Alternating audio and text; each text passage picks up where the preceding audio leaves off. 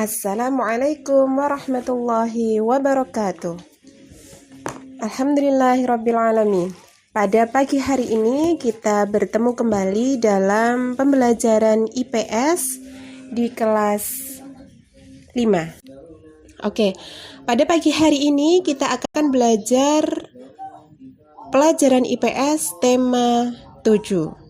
Silahkan siapkan buku tematik tema 7 dan juga lembar kerja.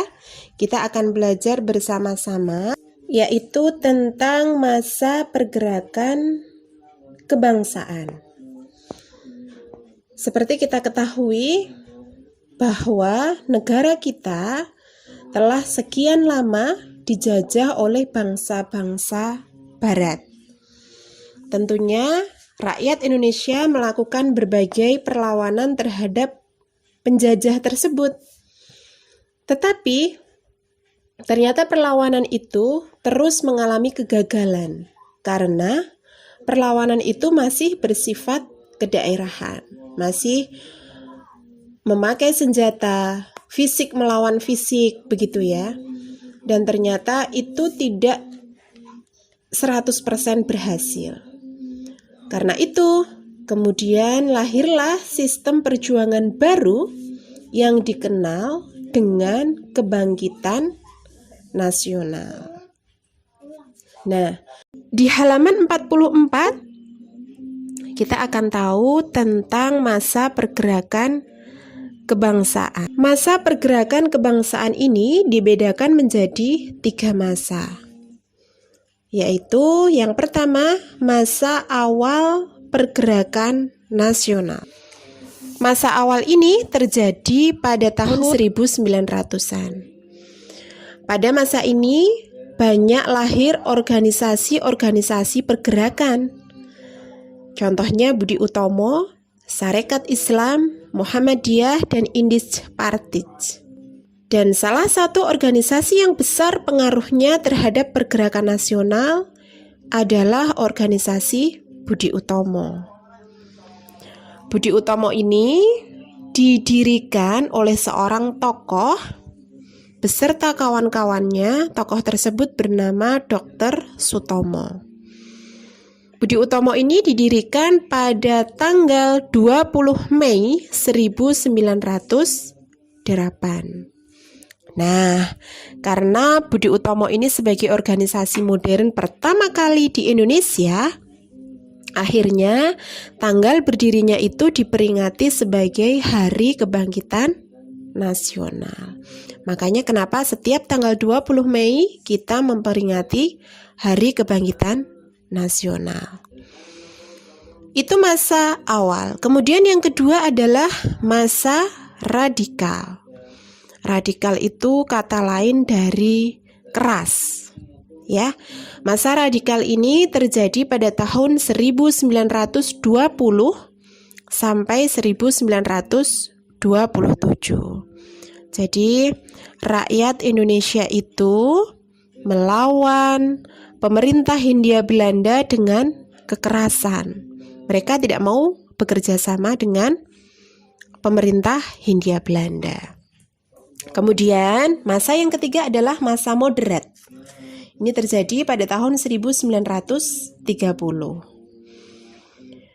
Pada tahun 1930 itu, organisasi-organisasi pergerakan Indonesia mengubah taktik perjuangannya. Taktik itu adalah strategi. Jadi tadi awalnya radikal, awalnya mereka keras, kemudian mereka mengubah strategi menjadi bekerja sama dengan pemerintah Hindia Belanda.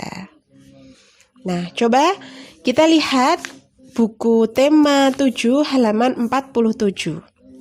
Di situ ada gambar tokoh. Itu siapa namanya? Nah, nama tokohnya adalah Dr. Sutomo. Asalnya dari Nganjuk, Jawa Timur. Bentuk perjuangannya adalah organisasi modern. Nah, Dr. Sutomo ini dia adalah pendiri organisasi Budi Utomo, organisasi pertama kali yang berdiri di Indonesia dan organisasi terbesar pada saat itu. Kemudian dampak perjuangannya terhadap pergerakan nasional apa? Ternyata Budi Utomo itu menjadi pelopor, menjadi tonggak gitu ya, menjadi organisasi permulaan pergerakan nasional Indonesia. Oke, kita lanjutkan. Kalau tadi tentang masa pergerakan nasional, sekarang kita lanjut ke halaman 51, yaitu peristiwa Sumpah Pemuda 1928.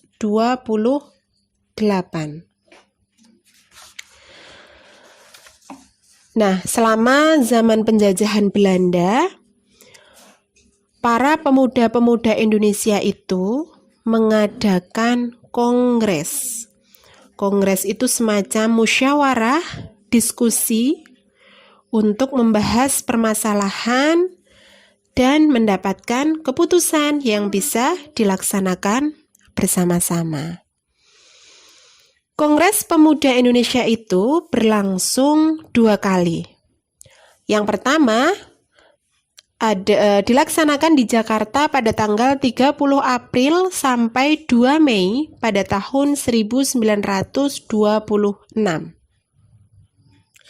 Kemudian dilanjutkan Kongres Pemuda Indonesia yang kedua dilaksanakan di Jakarta juga pada tanggal 27 sampai 28 Oktober.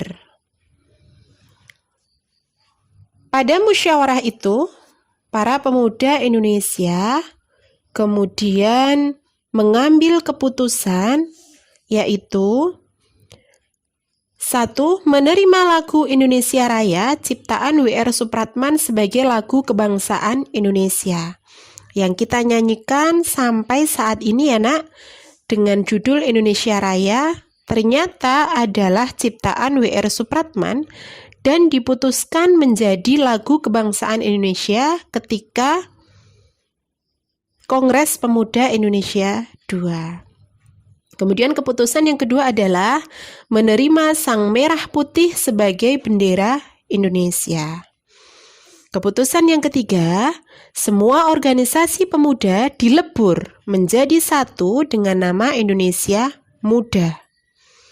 Kemudian keputusan yang keempat, diikrarkannya Sumpah Pemuda oleh semua wakil pemuda yang hadir. Coba kita baca bersama-sama di halaman 52. Sumpah Pemuda. 1. Kami putra dan putri Indonesia mengakui bertumpah darah yang satu tanah air Indonesia. 2. Kami putra dan putri Indonesia mengaku berbangsa satu bangsa Indonesia. 3. Kami putra dan putri Indonesia menjunjung bahasa persatuan, bahasa Indonesia. Itu adalah bunyi ikrar Sumpah Pemuda yang diucapkan ketika Kongres Pemuda kedua. Nah, itu tadi tentang masa pergerakan Indonesia dan juga peristiwa Sumpah Pemuda yang hingga kini kita peringati Hari Sumpah Pemuda jatuh pada tanggal 28 Oktober. Nah, sampai sini dulu kita belajar tentang IPS. Silahkan dikerjakan lembar kerja kalian, kerjakan dengan sebaik-baiknya. Ustazah Ayu mohon maaf jika ada salah. Assalamualaikum warahmatullahi wabarakatuh.